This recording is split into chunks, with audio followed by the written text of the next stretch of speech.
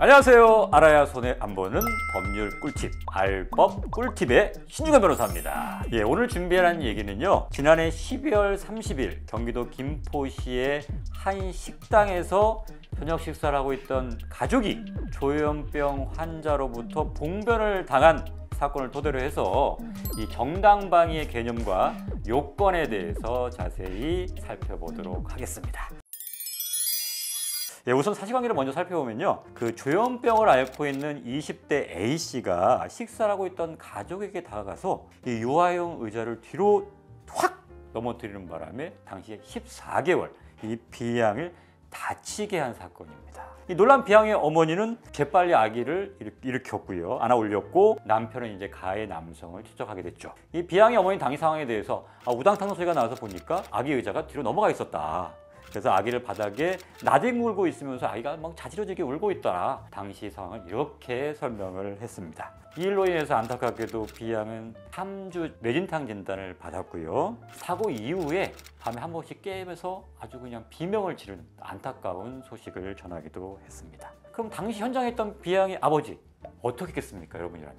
당연히 순간적으로 분노할 수밖에 없었겠죠. 그래서 쫓아가서 A씨 뒤통수를 2대를 가격했습니다.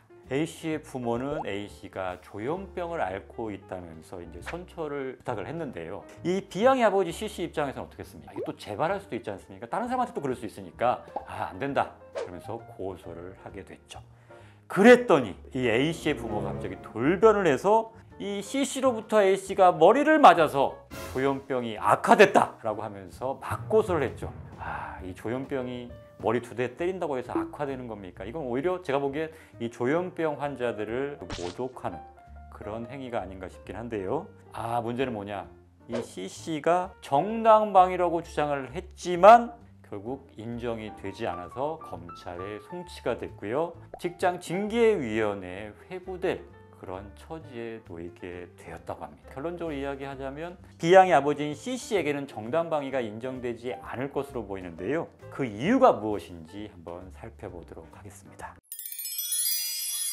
형법제 21조 제1항은 정당방위의 요건과 관련해서 현재 부당한 침해로부터 자기 또는 타인의 법익을 방해하기 위하여 한 행위는 상당한 이유가 있을 때 처벌하지 않는다 라고 규정하고 있습니다. 따라서 어떤 행위가 정당방위로 인정이 되기 위해서는요, 그 행위가 자신 또는 타인에 대한 현재의 부당한 침해를 막기 위한 것이어야 한다는 거죠. 이 사건에서 제3자인 그 아이, 즉 B양이 부당하게 공격을 당한 것은 누구나 다 인정할 수 있을 겁니다. 하지만 C씨가 쫓아가서 때린 건 이미 가해자인 A씨의 폭행이 끝난 다음, 그렇기 때문에 현재성을 충족하지 못한다는 게 문제라는 거죠.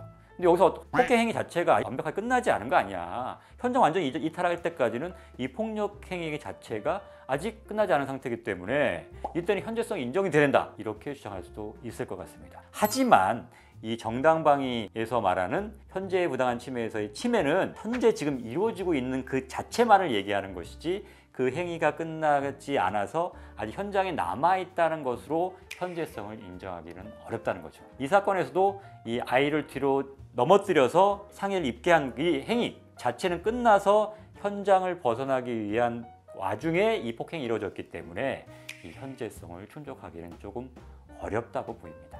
그렇다면 이건 혹시 정당행위에는 해당하지 않을까? 이렇게 생각할 수는 있습니다. 이 정당행위란 뭐냐? 형법제 20조는 법령에 의한 행위, 업무로 인한 행위, 기타 사회상규에 위배되지 않는 행위는 처벌하지 않는다라고 규정하고 있는데요.